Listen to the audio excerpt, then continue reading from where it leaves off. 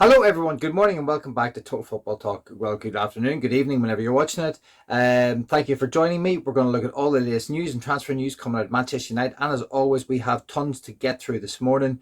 Plenty on Onana. We're going to look at Ruben Amorim's latest quotes and we'll dissect them. And we'll also look at information about more redundancies and a little bit on Liam Delap and what happened with Ipswich yesterday, as we all probably know what happened yesterday. Okay, so we'll jump in with the top story with Andre Onana. But before we do, thank you very much for everyone joining me. If you're enjoying the content, please hit the old subscribe button. Please get your comments in below on anything we talk about, and hit the old thumbs up would be a massive help to me as well. Thank you. Okay, guys, so let's look at the latest info. So Saudi Arabian side Neom SC are in advanced negotiations with Andre Onana's representation and will submit a first official bid for Andre Onana imminently. I cannot speak. So Andre Onana, will he go to the Saudi Pro League? How much money are we going to need to get to cover his cost in terms of monetization? So what we know at this stage is Manchester United need just over 25 million to cover his cost. So that means anything that we take below 25 million will come off our spend this year. If we break even with 25 million for Andre Onana, then we have got we're in a good situation. If we get anything more for him, I think we're hopefully looking in the £30 million mark. We will then make a slight profit, which will hopefully allow us to go and buy another goalkeeper. Now, Andre Onana's wages are not massive. They're not in the 200 or 300,000s. He does want a pay rise at the minute, and that's part of the issue, where maybe he's prepared to look somewhere else. And we also know that news that was coming out from the United stand, which seemed to be pretty good on a couple of things this year. Well, been good on lots of things all over the years, but this particular summer they were talking about two little pieces, and one was Andre Onana, and they believe that Andre Onana is liked by Ruben Amorim as a person, but he's not the guy that Ruben Amorim wants going forward. So I think that we are in a situation where if we can get some money for him, if we can get that £25 million and Saudi are prepared to kind of take him off and pay the wages, which they probably can do, that would be a start. If we can make a profit on him, that would be even better. It would allow us potentially to get another goalkeeper. Now, as I said, we have been targeting other goalkeepers, Espanyol's goalkeeper, Lille's goalkeeper, James Trafford from Burnley. So we know that Manchester United have been out looking for other goalkeepers, and if Andre Onana was to go, we will have options. Now, whether we can get any of those options, I don't know. Time will tell. Do you think, first of all, would you guys like to see Andre Onana go? Is anyone out there would like to see him stay? Does anyone think he can resurrect his career between now and the end of this season and next season? Do you think this is a goer? Apparently, this team is not a team that we've heard of before because they're in the first division of the Saudi League. So whenever they get promoted to the Premier League, which I think they're about to, or maybe they have done already, they will be looking to bring in sort of players from the European market. And obviously, Andre Onana is one of them, which will be very interesting and very useful for us. So let's keep an eye on that. I'm happy that there's a potential that this could happen, but only time will tell. And yeah, the next couple of months are going to be interesting. So this is what Ruben Amorim has said in his press conference. So there's just a couple of quotes to get through. On whether he regrets joining Manchester United. No regrets. We suffered a lot. There was a lot of frustration, a lot of pain, but we were going to use all the information to better prepare ourselves for the coming years. So no regrets. It's great to hear that the Gaffer has no regrets on joining Manchester United. I think the only thing that he has said this openly before, is he would have preferred to have joined this summer rather than last summer. I think that would have been the case. Sorry guys, I just need to do a quick flick of the switch to turn on my internet. I don't know why it's dying on me here. Oh, I know why, I'm not plugged in. Sorry guys, I thought I'd done this already. My laptop's about to die. There we go. Full swing. Okay, apologies for that. So Ruben Amorim, yes, no regrets. Obviously would have preferred to come in the summer. Hasn't done so. Has come in early. Has had nearly a full season with a lot of players. So he knows the players that he wants. He knows the players that needs to go. So we'll just have to see what goes on there. But great to hear that he is confident.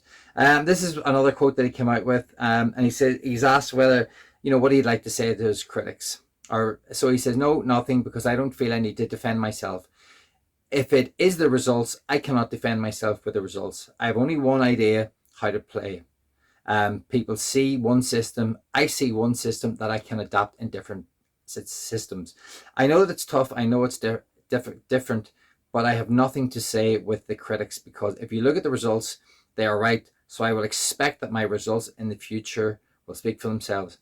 I think what he's saying here is, in the future, his results will speak for themselves. He'll either be here in the future and they'll be talking wonders, or he won't be here in the future and those results will have gone against him and they will speak for themselves because he unfortunately had to go. I think he's very clear on that. And, he's very open. He's very honest. I think he's still learning on the job because he is still a young manager, but I like the way he talks. I think his honesty is refreshing. And, he is essentially just giving his critics as little firepower and ammunition to come back with him as possible, because he realises that Manchester United are a club that have to win games. And we haven't won enough games under him, unfortunately, so far. But that's it. I still back him. I still think he's the right man to move forward with this club. And God, I hope I'm right. I mean, it could be completely wrong, and you guys out there who want rid of him, you could well be onto you could better understand the situation than I do. But I can see the things that he's trying to do.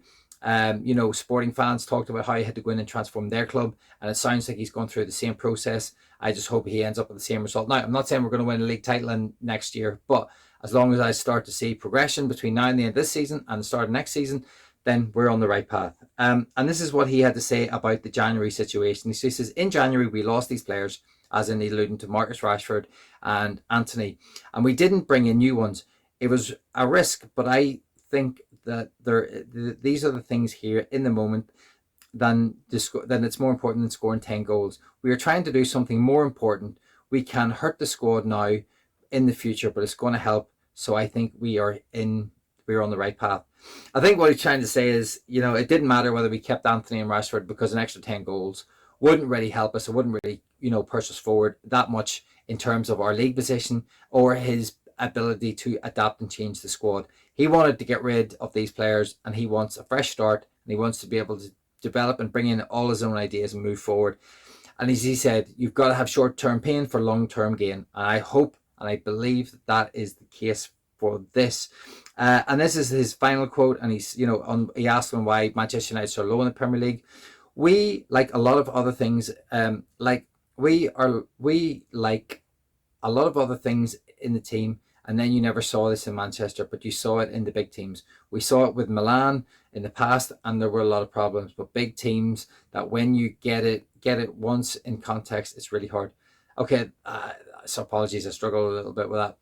I think he's just kind of saying, big teams have fallen off like AC Milan, and they've come back, but they've found it very, very difficult. Once they're in the mire, it's really hard to get out of it. And I think what he's trying to do is change so much in such a short period of time. Obviously, with a new board that are also trying to, I'm hoping, give him the tools that he needs to go forward and change all these issues that we have. As I said, there are some positives that I can hold on to at the minute, because my God, we need to hold on to something. But that's what he had to say about that. Now, talking about interesting scenarios and transfers, Fabrizio Romano yesterday clarified the 30 million release clause, relegation clause in Liam Delap's contract with Ipswich will now be active. Now, what I want to see is how quickly are Manchester United going to operate with this. So we know that the release clause is active. Rips just got relegated yesterday. And now they're in that situation where players are going to want to look at their futures. If we are interested in them, and we've been told that we have the money to buy them, then we need to get out there and we need to do it quickly. We need to get out there. We need to buy him now. Reason being is because other teams are going to come into him. Now, whether he's the right man, I don't know. But if we think that we want him and his release clause is active, what are we waiting for? Do a deal with Southampton, figure it out, find a way to make it work, and get on with it. Otherwise, we're back to the old days of Manchester United just waiting around for God only knows what. The release clause is active. Jump on it, make it work. If you want him, just go and get it done and give the fans something to think about. Whether he's the right man or whether he's the wrong man, if you want him, just get out there and make it happen. So let's see what happens over the next coming days, because I imagine that's when we need to make these things possible. And then the final little bit of news is the number of scouts being employed by Manchester United will fall significantly as the second round of redundancies will kick into action. Meeting involving human resources or a meeting with human resources are being arranged for next week at Carrington, and those at the risk of losing their jobs will be informed. Now, I've listened to a little. Chris Robinson is a brilliant scout, and he was at Chelsea for years. He's seen some fantastic talent come through the Chelsea academies now with Southampton. I've had the pleasure of speaking with him. Absolutely brilliant man. What he talked about, the scouting department is different from the recruitment department. The scouts are the ones who find the talent, and the recruitment department are the ones who bring them in. They're the ones who kind of deal with the actual situation. The scouts find them, recruitment department deal with them. I didn't realize there were two separate departments. I thought they kind of were maybe the same. I didn't fully appreciate it. Having listened to Chris one night, talking to myself personally, lovely guy. If you ever get a chance to see his work, just for the younger side of things, scouting, grassroots, junior football, academy football, he's brilliant stuff. Absolutely brilliant. Good. A book coming out as well, the scouting game, which I need to buy, came out last month, I think, or 2 months ago. But yes, and I just wonder whether we see scouts and we see recruitment as the same thing, because if we're getting rid of, apparently the chief scout, Mr. Brown, I can't think of his first name, is going. He came in under the David Moyes era. Now we've been told that United have seen players in the past, like Caicedo, etc., that have been scouted but haven't been recruited. So whose head does that fall under?